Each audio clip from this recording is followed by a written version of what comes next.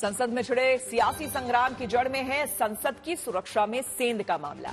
इस मामले में हर दिन नए खुलासे हो रहे हैं। संसद कान की तह तक पहुंचने की जद्दोजहद में जांच एजेंसियों ने और शख्स को हिरासत में लिया है। हमारा छठा सवाल इसी से जुड़ा है। हमारा सवाल है कि संसद सुरक्षा चूक की साजिश का कौन है नया किरदार। इस नए किरदार को कर्नाटक से पकड़ा गया है और वो संसद के अंदर उपद्रव करने वाले मनोरंजन का साथी है।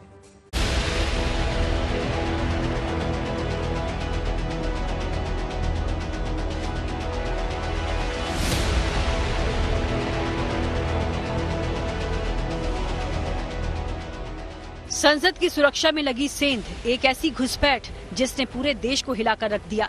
इस मामले में दिल्ली पुलिस अब तक 7 लोगों को गिरफ्तार कर चुकी है।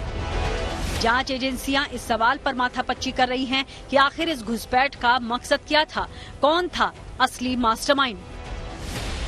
इन सब के बीच इस पूरे ड्रामा में एक नया ट्विस्ट आया है। इस सनसनीखेज ट्विस्ट का केंद्र है कर्नाटक, जहां से इस घुसपैठ की वारदात में आरोपी मनोरंजन के दोस्त को पुलिस ने गिरफ्तार किया है। दिल्ली पुलिस के अधिकारियों ने कर्नाटक के बेंगलुरु में साई कृष्ण जगली के एक इंजीनियर को गिरफ्तार किया है। बताया जा रहा है कि ये एक रिटायर्ड पुलिस अधिकारी का बेटा है और इसका मनोरंजन डी से गहरा नाता है और इसी ने मनोरंजन को लोकसभा में फैलाने वाले धुएं का पैकेट लाकर दिया था। Till 4th of this month, they were sharing, exchanging whatever. They used to call each other.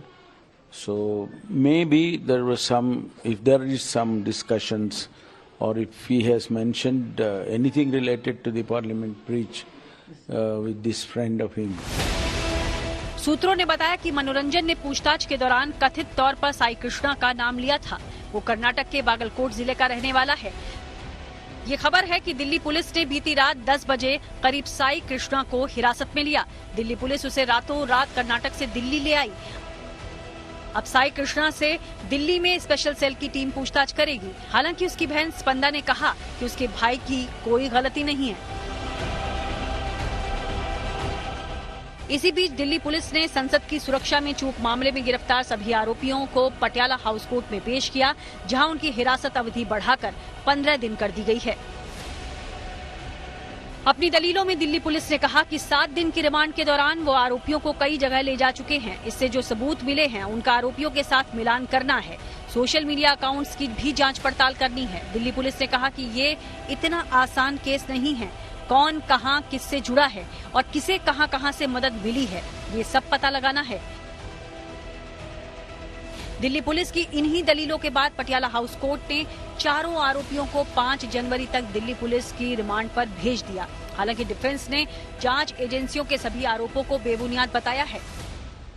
अगर चीजें आप सबको पता है कि सारी चीजें खुल के सामने आ चुकी है कि इन्होंने क्या किया, किस किस का क्या नाम है, फिर भी ये कह रहे कि मामला बहुत ज्यादा सेंसिटिव है, तो हमने कहा कि आर्टिकल 12 के हिसाब से स्टेट हैव टू एक्सप्लेन कि सेंसिटिव इसमें है क्या।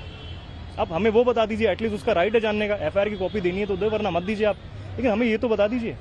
तो उस पर उनका कोई भी ऐसा कोई रिप्लाई नहीं रहा कि हमें पता लगे कि क्या चीजें थी उसके अंदर। सेकेंडली, जब तक हमारे पास कॉपी ऑफ एफआईआर नहीं आती तो हम कैसे फर्दर प्रोसीड करेंगे।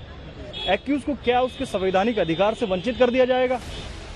आरोपियों ने पुलिस को बताया कि उनका उद्देश्य मणिपुर अशांति, बेरोजगारी और किसानों के मुद्दों पर सरकार का ध्यान आकर्षित करना था। हालांकि पुलिस ने कहा कि वो सभी पहलुओं की जांच कर रही है। Bureau report, good news today.